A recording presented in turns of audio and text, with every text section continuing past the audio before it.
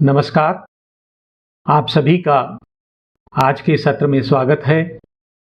सर्वप्रथम हम श्री माँ का आह्वान करते हुए और उन्हें नमन करते हुए आज का सत्र आरंभ करते हैं।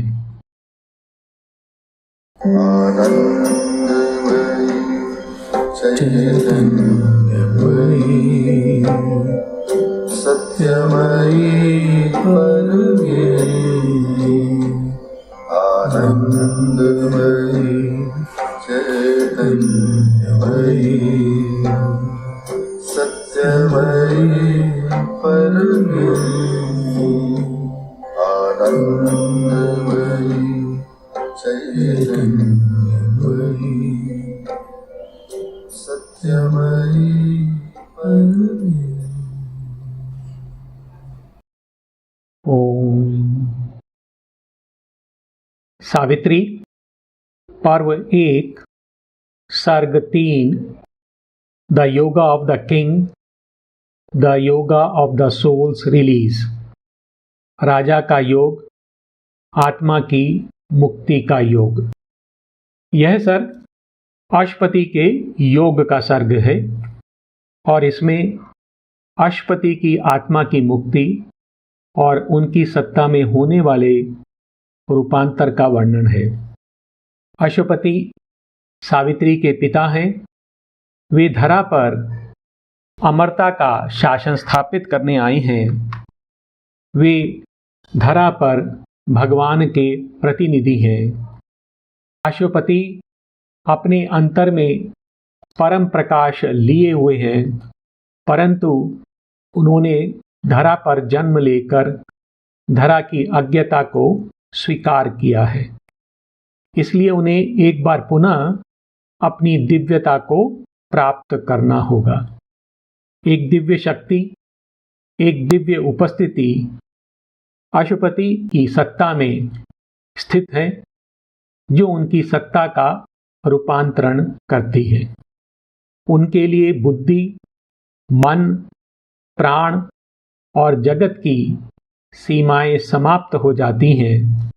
उनके कर्म दिव्य कर्म बन जाते हैं। अश्वपति मनुष्यों से एकात्म हो जाते हैं। वे उनके सुख दुख, आशाओं और भावनाओं को अपने अंतर में अनुभव करते हैं। वे त्रिकाल दृष्टा बन जाते हैं। अश्वपति सकल प्रकृति से एकात्म हो जाते हैं और उनको दिव्य श्रवण शक्ति, दिव्य स्पर्श और दिव्य दृष्टि प्राप्त होती है। मन के लोक से परे अश्वपति नीरव आत्मलोक में प्रवेश करते हैं और इसके पश्चात अश्वपति एक ऐसी निश्चल चेतना के समीप पहुंच जाते हैं जो सकल जगत को पोषित करती थी। वहाँ एक विशाल एकात्मता है। वहाँ जीवन के सभी विवाद समाप्त हो जाते हैं और इस प्रकार अश्वपति की आत्मा मुक्त हो जाती है। अश्वपति काल से ऊपर उठ जाते हैं। वे अब अतीत, वर्तमान और भविष्य तीनों को एक साथ देख सकते हैं। अश्वपति की सत्ता में प्रज्ञा अर्थात विजडम अवतरित होती है। उनकी सत्ता में एक नए मन का जन्म होता है और वे शाश्वतता पर आधारित एक नया जीवन प्राप्त करते हैं।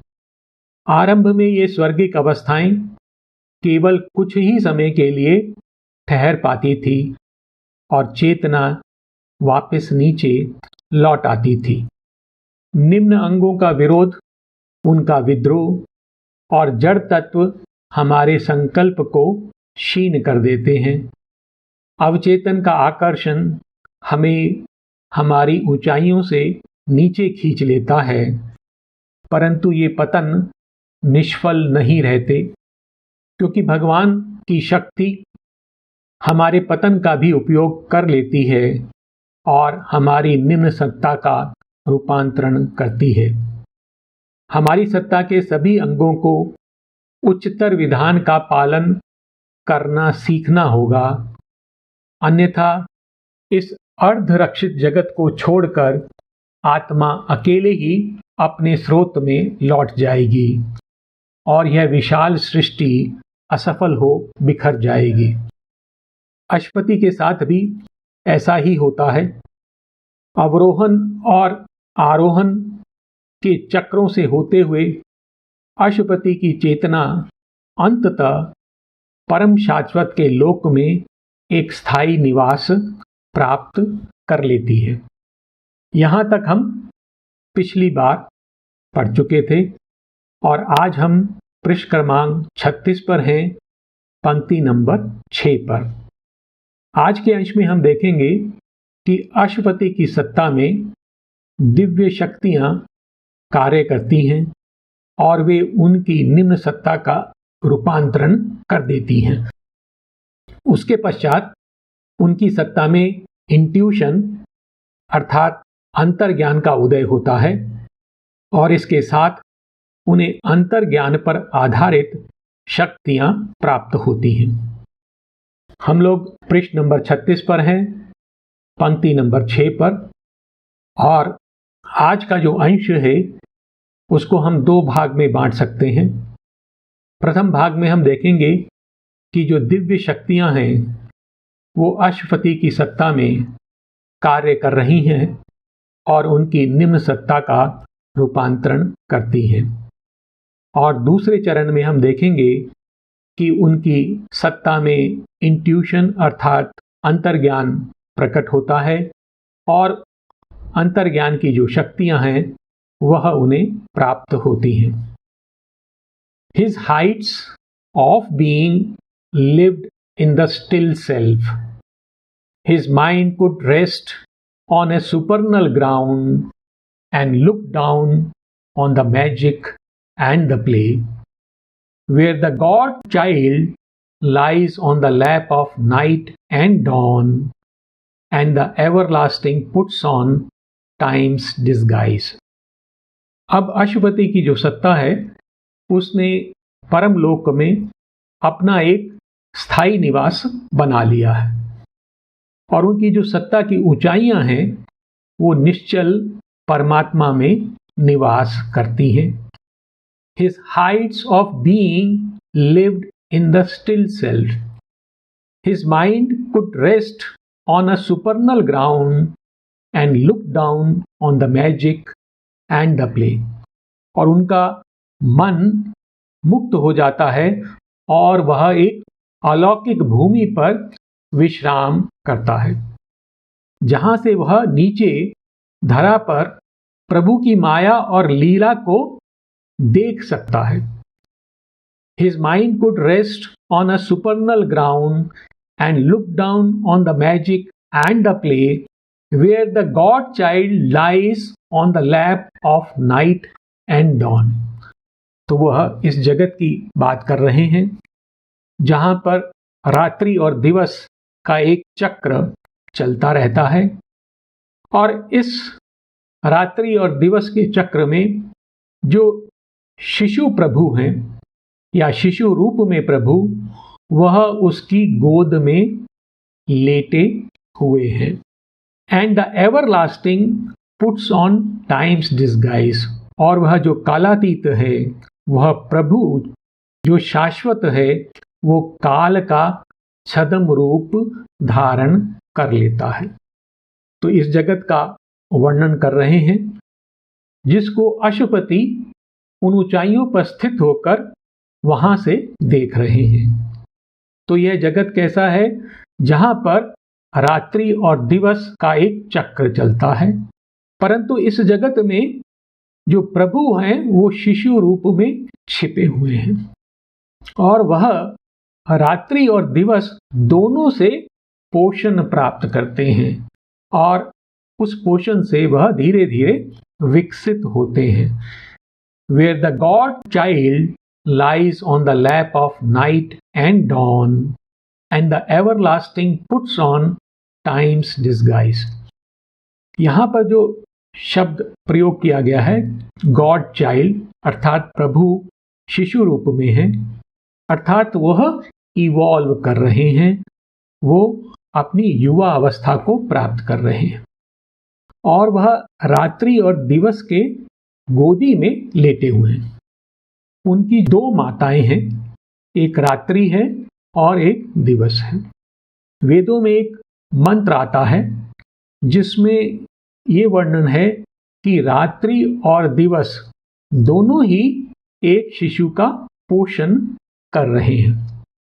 यह इस प्रकार से है कि यह जो जगत है यह सदा आगे बढ़ता रहता है, चाहे इस जगत पर रात्रि का समय हो, अंधकार हो अथवा यहाँ प्रकाश हो। अंधकार और प्रकाश दोनों ही जो शिशु प्रभु हैं उनका पोषण करते रहते हैं। अर्थात यह जो जगत है अच्छे और बुरे समय दोनों में आगे बढ़ता रहता है और इसी प्रकार मनुष्य भी दुख और सुख दोनों ही समय में आगे बढ़ता रहता है। वस्तुतः हम अनुभव करते हैं कि हम दुख, पीड़ा और कष्ट इत्यादि के समय अधिक उन्नति करते हैं, अधिक तीव्रता से आगे बढ़ते हैं। तो यह जो जगत में लीला चल रही है प्रभु की, अश्वपति ऊपर ऊर्ध्वलोक में स्थित इसको देख रहे हैं। His heights of being lived in the still self, his mind could rest on a supernal ground and look down on the magic and the play where the God child lies on the lap of night and dawn and the everlasting puts on time's disguise। और अश्वपति की आत्मा की स्थिति कैसी है? वह शांत है, सशक्त है और वह शांत रहते हुए जगत के सभी अनुभवों का सामना करती है और उन्हें अपनी सहमति देती है। To the still heights and to the troubled depths his equal spirit gave its vast assent. तो अश्वपति की आत्मा समता में स्थित है। हिज इक्वल स्पिरिट, उनकी जो समता की स्थिति है उससे वह शांत शिखरों को और अशांत गर्तों, जो निम्न लोक हैं जहां अशांति है और जो ऊर्ध्व लोक हैं जहां पर निश्चलता है, शांति है, उन दोनों को उनकी आत्मा सहमति देती थी। To the still heights and to the troubled depths his equal spirit gave its vast ascent, a poised serenity of tranquil strength, a wide unshaken look on time's unrest, faced all experience with unaltered peace। उनका जो रूप है वो कैसा है? A poised serenity of tranquil strength। तो उनकी जो शक्ति है वह भी शांत है और उनका जो रूप है वह भी शांत है, अर्थात वह शांति में स्थित है और शक्ति से पूर्ण है। A poised serenity of tranquil strength, a wide unshaken look on time's unrest. और जो काल है उसकी अशांति पर जो उनकी दृष्टि है वह अविचल है, अर्थात जो काल में जो घटनाएं घट रही हैं, जो परिवर्तन हो रहे हैं, उनकी जो दृष्टि है वह अविचल है। Faced all experience with unaltered peace, और वह अविचलित रहते हुए सभी प्रकार के अनुभवों का सामना करते हैं। अर्थात इस जगत में जो कुछ भी हो रहा है, जो हमें उद्वेलित करता है, उन सब में अश्वपति शांत चित्त रहते हैं। To the still heights and to the troubled depths his equal spirit gave its vast ascent, a poised serenity of tranquil strength, A wide, unshaken look on time's unrest faced all experience with unaltered peace. और इस प्रकार से अशुपति की जो आत्मा है वह still है, वह निश्चल है, परंतु वह अपनी निश्चलता से ही मनुष्यों की सहायता करती है. Indifferent to the sorrow and delight. तो अशुपति की आत्मा कैसी है? वह दुख और हर्ष दोनों के प्रति उदासीन है. Indifferent to the sorrow and delight, untempted by the marvel and the call. और वो आश्चर्य और पुकार दोनों के आकर्षण से अथवा प्रलोभन से अछूते हैं. अर्थात कोई भी प्रकार का आश्चर्य और जगत से उठने वाली कोई भी पुकार उनको किसी भी प्रकार से आकर्षित नहीं कर पाती है, उनको प्रलोभन नहीं दे पाती है. Immobile it beheld the flux of things. और अशुपति निश्चल रहते हुए ये जो द्रव्य हैं उनके परिवर्तन को देखते हैं. अर्थात जो कुछ इस जगत में परिवर्तन हो रहा है उसको वह निश्चल और शांत रहते हुए देखते हैं. काम and apart supported all that is. और वह शांत और तटस्थ रहते हुए वह सब जो गठित हो रहा है उसका समर्थन करते हैं. Indifferent to the sorrow and delight, untempted by the marvel and the call, immobile it beheld the flux of things, calm and apart, supported all that is. His spirit's stillness helped the toiling world. और यह जगत जो श्रम कर रहा है, आगे बढ़ने का प्रयास कर रहा है, उनकी आत्मा अपनी निश्चलता से उस जगत की सहायता कर रही है. His spirit's stillness helped the toiling world. और अशुपति की शक्ति जड़त्व पर, अज्ञता पर और जीवन पर कार्य करती है. Inspired by silence and the closed eyesight, his force could work with a new luminous art. तो अशुपति की शक्ति कैसी है? Inspired by silence and the closed eyesight. तो शांति से और जो दिव्य नेत्रों की दृष्टि है, हमारे जो भौतिक नेत्र हैं वह नहीं, अपितु जो दिव्य नेत्र हैं उनसे जो दृष्टि प्राप्त होती है, उनसे प्रेरणा पाते हुए उनकी शक्ति एक नई और दीप्तमान शिल्प से जो सिद्ध है उससे कार्य करती है. अर्थात उनकी जो कार्य करने की शक्ति है वह भी दीप्तमान है. Inspired by silence and the closed eyesight, his force could work with a new luminous art on the crude material from which all is made. तो वो किस पर कार्य कर रही है? उस कच्चे द्रव्य पर जिससे यह जगत बनता है. On the crude material from which all is made and the refusal of inertia's mass. और जो पदार्थों का जो जड़त्व है उस पर वह शक्ति कार्य करती है. And the grey front of the words ignorance. और जो जगत की अज्ञता है उसका जो अग्रभाग है, जो धूसर है, जहां अंधकार है, उस पर कार्य करती है. And nescient matter and the huge error of life. और वह शक्ति किस पर कार्य करती है? अचेतन पदार्थ पर और जीवन की भारी भूल पर कार्य करती है. तो ये जीवन की भूल क्या है? जीवन की भूल ये है कि जो जीवन है वो अज्ञता के कारण जो क्षणिक सुख है उनके पीछे भागता है और इस कारण से वो जो शाश्वत आनंद है उसको छोड़ देता है. तो इस पर अशुपति की शक्ति कार्य करती है.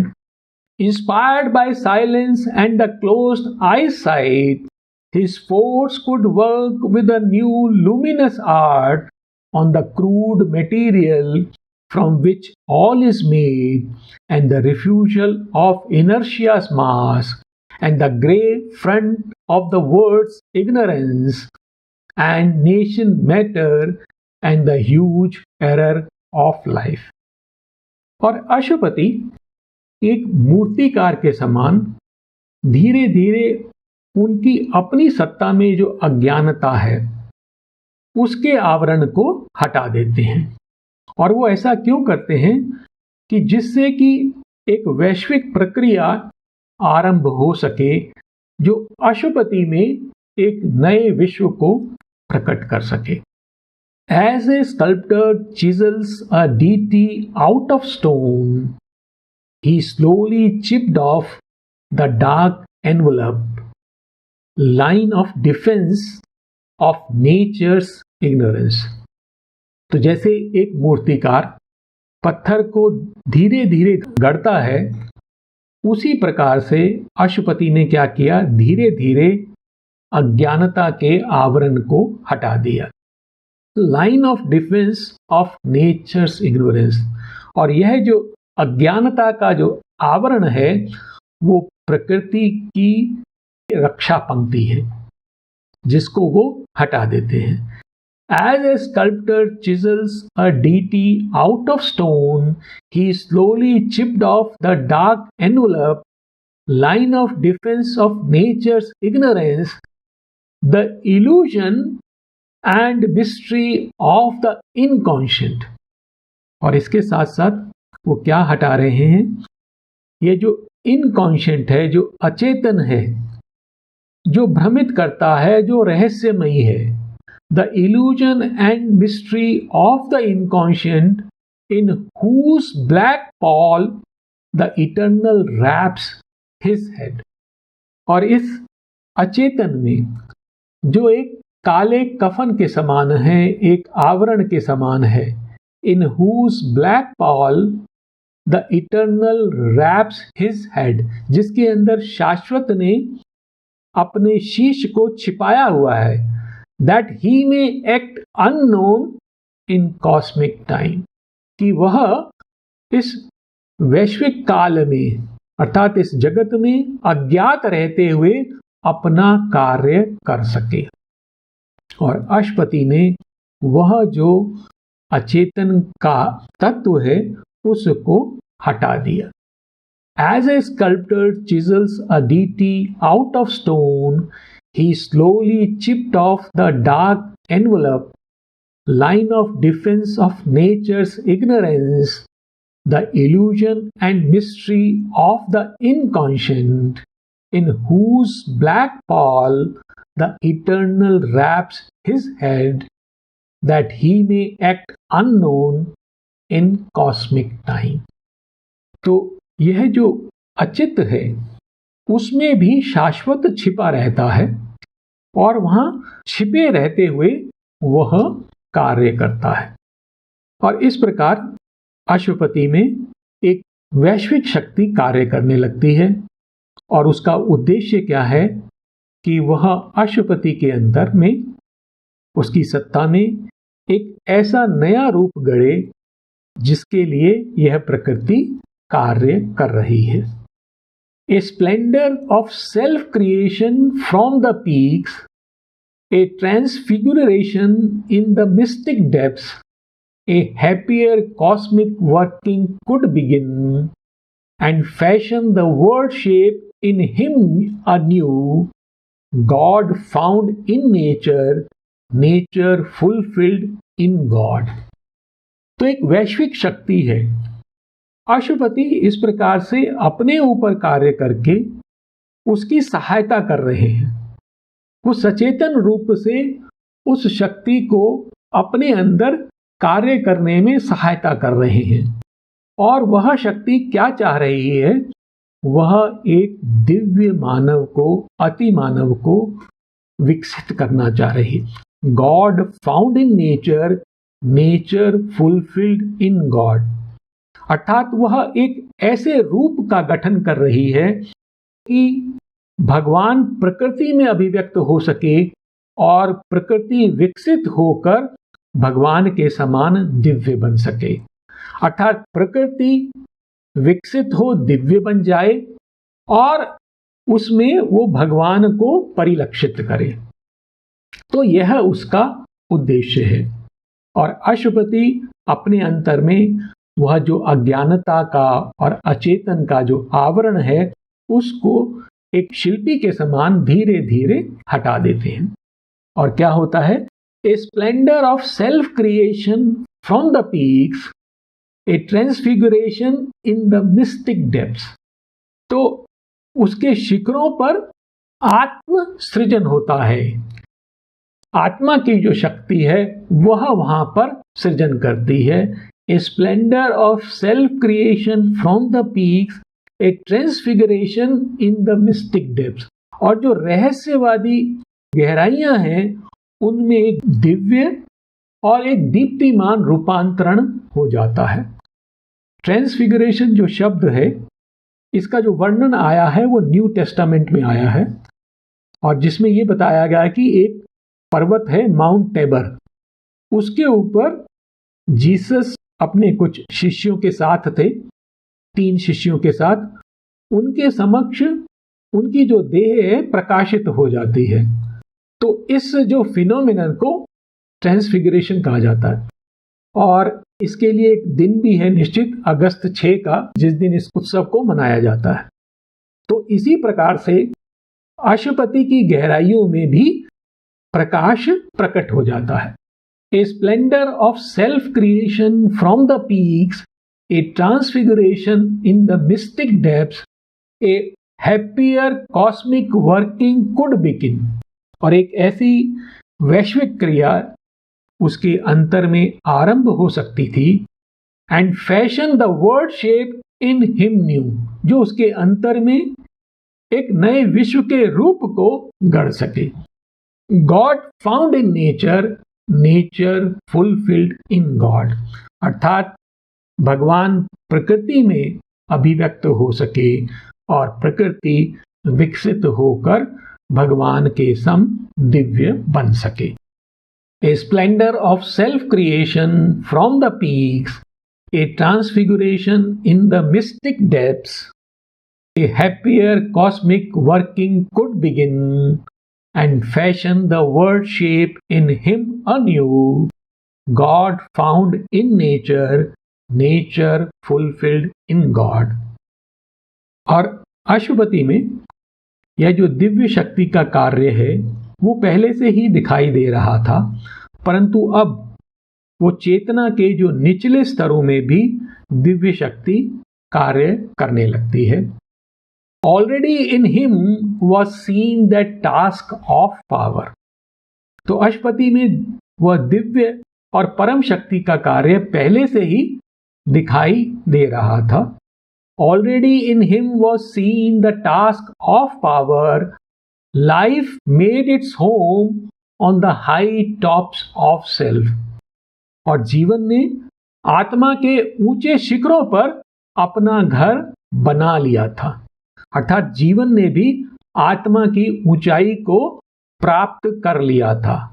Life made its home on the high tops of self, his soul, mind, heart became a single sun. और उसकी आत्मा, मन और हृदय तीनों ही एक ही सूर्य से प्रकाशित होते थे। अर्थात तीनों में सूर्य का प्रकाश था और सूर्य सत्य का प्रतीक है। अर्थात तीनों में सत्य का प्रकाश चमक रहा था। Only life's lower reaches remain dim. और जीवन के केवल जो निचले स्तर थे वही अर्ध प्रकाशित रह गए थे। अर्थात जीवन और मन ये दोनों ऊंचाइयों को प्राप्त कर चुके थे, परंतु जो उसके नीचे के स्तर हैं वहां पर अभी भी पूर्ण प्रकाश नहीं आया था। Already in him was seen that task of power, life made its home on the high tops of self. His soul, mind, heart became a single sun. Only life's lower reaches remained dim. But there too, in the uncertain shadow of life, परंतु वहां पर भी वो जीवन की अनिश्चित छाया में, there was a labour and a fiery breath, वहां पर भी वह शक्ति श्रम कर रही थी, वहां पर भी एक प्रचंड श्वास था, एक प्रचंड शक्ति थी. But there too in the uncertain shadow of life there was a labour and a fiery breath. The ambiguous cowled celestial puissance worked washed by the inner witness moveless peace. जो पिछला हमारा सत्र था उसमें कुछ पंक्तियां आई थी, उनका भाव इस प्रकार से था कि जब अशुपति की चेतना नीचे आती है तो उसके साथ साथ एक दिव्य शक्ति भी नीचे आ जाती है उन स्तरों पर कार्य करने के लिए जहां पर अभी तक प्रकाश नहीं पहुंचा है. वो पंक्ति कुछ इस प्रकार से थी, the formless power, the self of eternal light follow in the shadow of the spirit's descent, the twin duality for ever one. तो एक ऐसी शक्ति है और इसके साथ ही एक पुरुष भी है जो प्रकाश लिए हुए है. आत्मा जैसे जैसे नीचे आती है उसके साथ साथ वो शक्तियां नीचे आ जाती हैं और वह निचले स्तरों पर कार्य करती.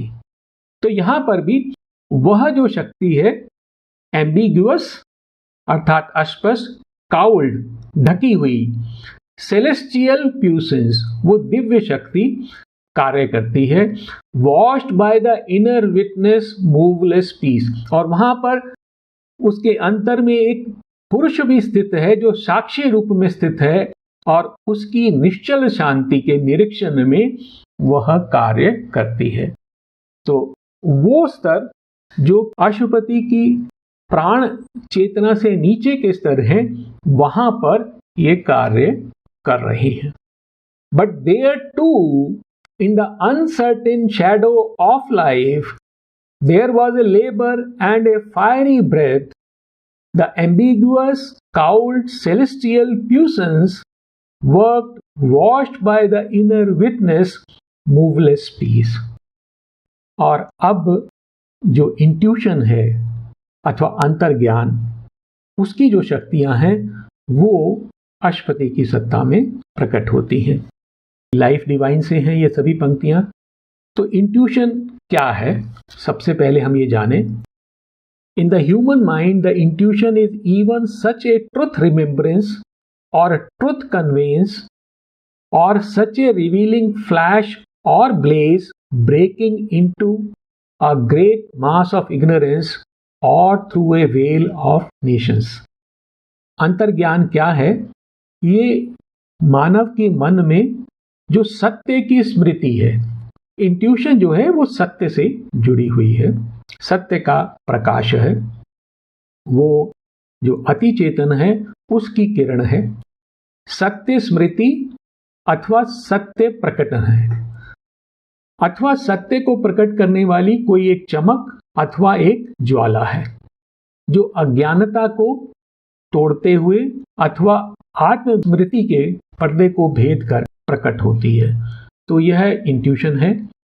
और यह जो इंट्यूशन की शक्ति है ये चतुर्विध शक्ति है. Intuition has a fourfold power, a power of revelatory truth seeing, इसमें सत्य दर्शन है, a power of inspiration or truth hearing, प्रेरणा या सत्य श्रवण की शक्ति है, a power of truth touch और सत्य स्पर्श की शक्ति है, and a power of true and automatic discrimination.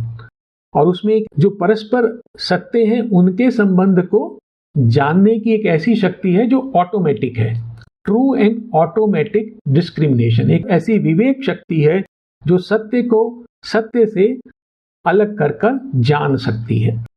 तो ये चार प्रकार की शक्तियां हैं a truth vision, truth hearing, truth touch and the truth discrimination. ये शक्तियां जब इंट्यूशन अथवा अंतर्ज्ञान प्राप्त होता है तो उसके साथ साथ यह शक्तियां प्राप्त होती हैं। यह जो हमारा अंतर्ज्ञान है यह हमारे तर्क से किस प्रकार भिन्न होता है। जो मनुष्य की जो शक्ति है वो जिसको हम स्वाभाविक रूप में प्रयोग करते हैं और जिस पे हम सबकी पकड़ है उसको हम बोलते हैं रीजनिंग। जो तर्क बुद्धि है उसका हम सभी लोग प्रयोग करते हैं, परंतु इंट्यूशन के बारे में हम बहुत अच्छे से नहीं जानते, उसका हमारा अनुभव भी नहीं होता है। तो इंट्यूशन के विषय में बता रहे हैं, intuition can therefore perform all the action of reason. तो अंतर्ज्ञान जो है ये तर्क की सभी क्रियाएं कर सकता है। तो जो भी तर्क से संभव है वह कार्य इंट्यूशन से हो सकता है, including the function of logical intelligence, जिसमें तार्किक बुद्धि का कार्य भी सम्मिलित है, which is to work out the right relation of things and the right relation of idea with idea.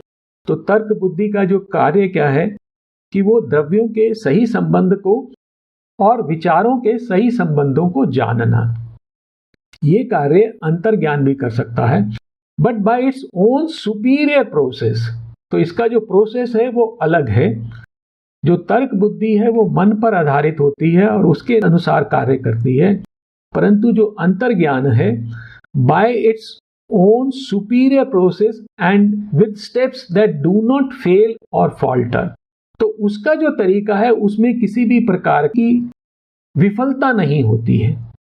उसकी प्रक्रिया तर्क बुद्धि की प्रक्रिया से कहीं अधिक उत्कृष्ट होती है। तो ये हमारा इंट्यूशन है और यह जब प्रवेश करती है, प्रकट होती है, तो यह बिजली की चमक के समान, प्रकाश की कोई चमक के समान अथवा ज्वाला के समान हमारी सत्ता में प्रकट होती है। तो हम आगे की पंक्तियों को देखें। Even on the struggling nature left below strong periods of illumination came. जो निम्न प्रकृति है, जो संघर्षरत है, जिसको छोड़ दिया गया था, उस पर भी प्रकाश के शक्तिशाली अंतराल प्रकट होते हैं। Even on the struggling nature left below, strong periods of illumination came, lightnings of glory after glory burned। और एक के बाद एक जो बिजलियां हैं वह प्रकट होती हैं। Experience was a tale of blaze and fire। और जो अनुभव था वो अग्नि से और ज्वाला की कथा से भर जाता है, अर्थात उसको एक के बाद एक ये अनुभव प्राप्त होते हैं। Lightning of glory after glory burn, experience was a tale of blaze and fire, air rippled round the argosies of the gods, strange riches sailed to him from the unseen। आगसीस ऐसे जलयानों का समूह है जो संपदाओं से भरा हुआ है। यहां पर वो जो जलयान है जो संपदा लेकर आ रहे हैं वो अगोचर प्रभु से लेकर आ रहे हैं, और वो जो संपदाएं हैं वह अद्भुत संपदाएं हैं।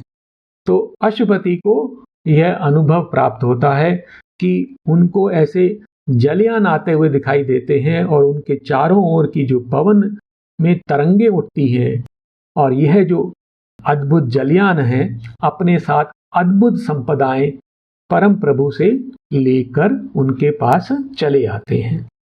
Lightnings of glory after glory burn, experience was a tale of blaze and fire, air rippled round the argosies of the gods, strange riches sailed to him from the unseen।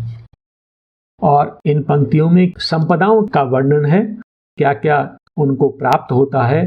अंतर्दृष्टि, ज्ञान, आनंद, एक तेजोमय शक्ति, सौंदर्य, हर्ष, आनंद, ये सब उन्हें प्राप्त होते हैं। Splendours of insight fill the blank of thought. तो अब अश्वपति का मन कैसा है? वह विचार शून्य है और उस रिक्तता में अंतर्दृष्टि की जो भव्यता है वह भर जाती है, अर्थात उनको वहां अंतर्दृष्टि प्राप्त होती है। Splendours of insight fill the blank of thought, knowledge spoke to the inconscient stillnesses. और जो ज्ञान है वो निश्चल अचेतन है, उसको प्रकाशित कर देता है, वहां पर भी ज्ञान प्रकट हो जाता है। Rivers pour down of bliss and luminous force. और आनंद और प्रकाशमान शक्ति की जो सरिताएं हैं वो नीचे की ओर बह निकलती हैं। Visits of beauty, storm sweeps of delight rained from the all powerful mystery above. तो सौंदर्य और आनंद के तूफान जो ऊर्ध्व में स्थित सर्वशक्तिमान है वहां से वर्षा के समान नीचे आते हैं, अर्थात प्रचुर मात्रा में वह अश्वपति की सत्ता में प्रकट होते हैं। Splendours of insight fill the blank of thought, knowledge spoke to the inconscient stillnesses, rivers pour down of bliss and luminous force, visits of beauty, storm sweeps of delight rained from the all-powerful mystery above. Then stoop the eagles of omniscience. और वहां से अर्थात ऊर्ध्व से जो गरुड़ हैं जिनके पास सर्व ज्ञान है, omniscience, वो गरुड़ सर्वज्ञता को लेकर नीचे आ गए।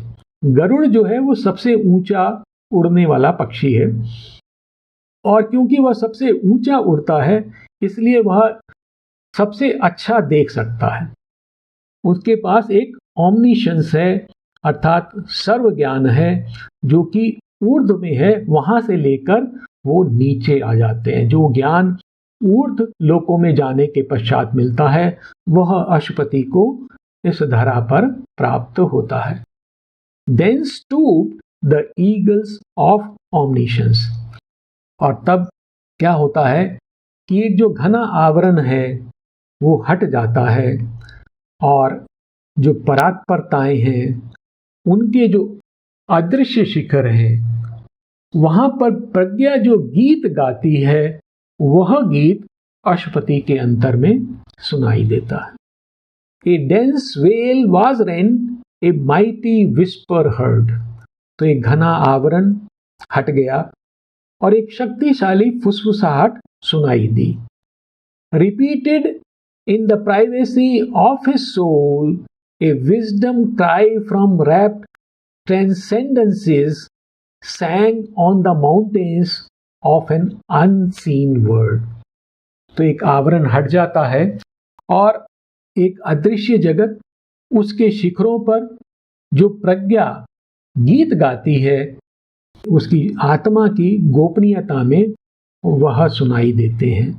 ए dense veil was rent, a mighty whisper heard, repeated in the privacy of his soul, a wisdom cry from rapt transcendences sang on the mountains of an unseen world। और अब उन शक्तियों का वर्णन है जो अश्वपति को प्राप्त होती हैं। उसमें से प्रथम है प्रेरणा अथवा सत्य श्रवण और दूसरी है उद्घाटन अथवा सत्य दर्शन। अर्थात हम अपनी कर्णों से सत्य को सुनते हैं और अपने नेत्रों से हम सत्य को देखते हैं, परंतु यह नेत्र और कर्ण दोनों ही दिव्य हैं। The voices that an inner listening hears conveyed to him their prophet utterances। तो ऐसी वाचाएं जो हमारा इनर ईयर है, अंतःकरण, वह सुनता है, उन वाचाओं ने अश्वपति के समक्ष भविष्यवाणियां प्रकट की। The voices that an inner listening hears convey to him their prophet utterances and flame-wrapped outburst of the immortal word and flashes of an occult revealing light approached him from the unreachable secrecy. तो ये कहाँ से आ रहे हैं? ये एक ऐसी गोपनीयता से जो अगम्य है, ये वहां से प्रकट हो रहे हैं। ये अति मानस के जो लोक से वहां से नीचे आ रहे हैं। And the flame wrapped outburst of the immortal word, और वो जो अमर शब्द है उसके तेजस्वी विस्फोट and flashes of an occult revealing light, और जो सत्य का उद्घाटन करती हुई प्रकाश की दीप्तियां, वह सब अशुपति के पास आती हैं। कहाँ से? From the unreachable secrecy, from अगम्य गोपनीयताओं से उसके पास पहुंचती हैं। The voices that an inner listening hears convey to him their prophet utterances and flame-wrapped outburst of the immortal word and flashes of an occult revealing light approached him from the unreachable secrecy. और अशुपति के हृदय में जो अंतर्ज्ञान है वो विराजमान हो जाता है। An inspired knowledge sat enthroned within, whose seconds illumined more than reason's years. तो एक ऐसा प्रेरित और दिव्य ज्ञान अशुपति के हृदय में विराजमान हो जाता है जिसका एक क्षण तर्कों के वर्षों से अधिक प्रकाश देता है। अर्थात जो सत्य तर्क द्वारा वर्षों में भी प्राप्त नहीं होता, वह सत्य जो अंतर्ज्ञान है उससे एक क्षण में प्राप्त हो जाता है। An inspired knowledge sat enthroned within, whose seconds illumined more than reason's years. An ictus of revealing luster fell, as if a pointing ascent upon truth, and like a sky flare showing all the ground, a swift intuitive discernment shone. तो अब अशुपति को जो अंतर्ज्ञान पर आधारित विवेक दृष्टि है वो प्राप्त होती है। An ictus of revealing lustre fell. Ictus English की ग्रामर में, पोइट्री में जो हम उसके ऊपर स्ट्रेस लगाते हैं, कुछ निशान लगाते हैं जिससे उसके ऊपर एक विशेष जोर दिया जाता है, उसको कहते हैं an ictus of revealing lustre fell. तो एक ऐसी चमक जो कि उद्घाटन कर रही है, जो सत्य को प्रकट कर रही है, वो वहां प्रकट हो जाती है। अर्थात जब हम किसी चीज को देख रहे हैं और अगर हमारे पास इंट्यूशन की शक्ति है तो उसके ऊपर एक प्रकाश प्रकट हो जाता है और वह प्रकाश उसके सत्य को प्रकट कर देता है। An ictus of revealing lustre fell as if a pointing accent upon truth. और ये ऐसा था जैसे मानो वो पदार्थ स्पंदन अथवा विचार के सत्य पर एक विशेष महत्व डाल रहा हो। तो जो कुछ भी हम देख रहे हैं, जो पदार्थ है या कोई स्पंदन है या कोई विचार है, उसका जो सत्य है उस पर यह एक प्रकाश के समान महत्व डालता है और वह हमें दिखाई दे जाता है। An ictus of revealing lustre fell as if a pointing accent upon truth and like a sky flare showing all the ground. और वो किस प्रकार का है? जैसे आकाश में विद्युत की चमक जब प्रकट होती है और उससे धरा है वो प्रकाशित हो जाती है, उसी प्रकार से वो सब कुछ वहां पर दिखाई देने लगता है। ए स्विफ्ट इंट्यूटिव डिसर्नमेंट शोन। और इसी प्रकार से अंतर्ज्ञान पर जो आधारित विवेक है अथवा जो एकात्मता पर आधारित विवेक है वह चमक उठता है और जिसके कारण से द्रव्यों का अथवा विचारों का अथवा कोई भी स्पंदन का सत्य हमें प्रकट हो जाता है।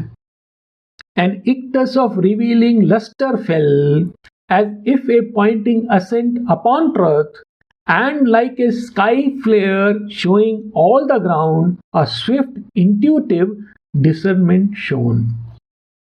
और ये उसी विवेक दृष्टि का वर्णन है जो कि इंट्यूशन से प्राप्त होती है. Our glance could separate the true and false. और इस दृष्टि के कारण सत्य और मिथ्या को अलग अलग किया जा सकता है. और raise its rapid torch fire in the dark to check the claimants crowding through mind's gates, covered by the forged signature of the gods. तो क्या होता है कि जो हमारे मन में साधारणतः जो हमारा मन है उसमें कई प्रकार के विचार प्रवेश करते हैं. Crowding through mind's gate.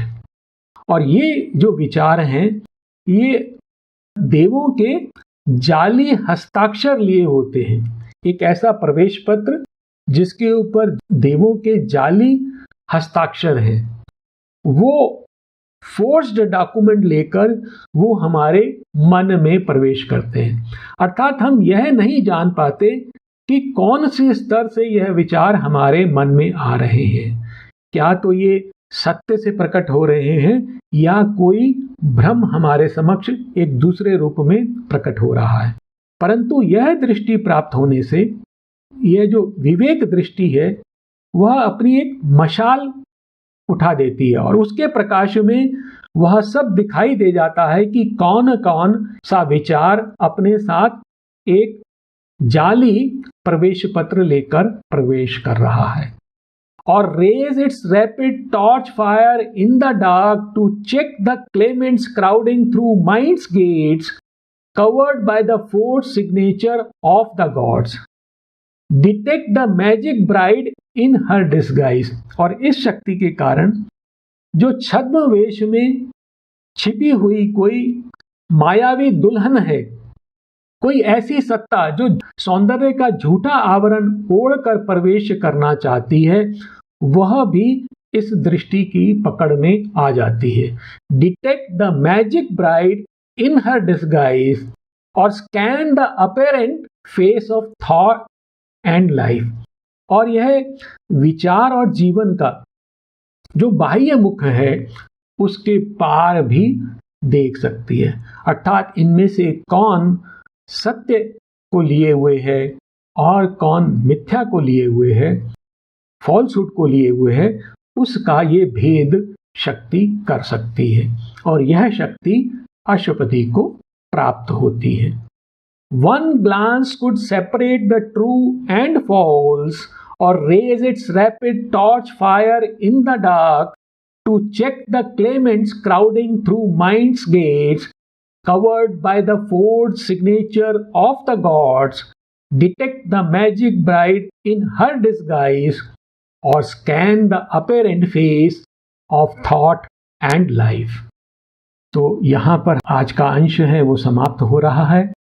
एक बार हम इसका स्मरण कर लेते हैं. आज जो भाव हमने देखा, अशुपति ऊर्ध्वलोक में वो आत्मा के एक ऐसे स्तर पर भगवान के जो लोक में वहाँ पर स्थायी निवास प्राप्त कर लेते हैं, परंतु उनकी सत्ता के निम्न अंश हैं उनमें अभी कार्य शेष है. और जो दिव्य शक्तियाँ हैं वो अश्वपति की सत्ता में कार्य करती हैं और निम्न सत्ता का रूपांतरण करती हैं. और उसके पश्चात उनकी सत्ता में अंतर्ज्ञान का उदय होता है और उसी के साथ उन्हें अंतर्ज्ञान पर आधारित जो शक्तियां हैं जैसे प्रेरणा अथवा सत्य श्रवण, उद्घाटन अर्थात सत्य दर्शन और सत्य पर आधारित जो विवेक शक्ति है वह प्राप्त होती है.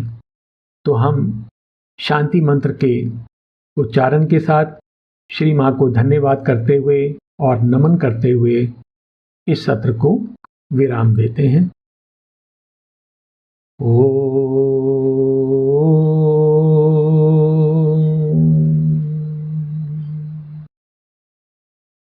शांति शांति.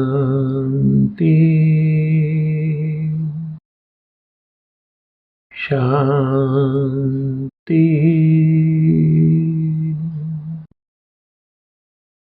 ओम।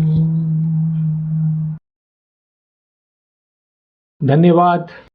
नमस्कार।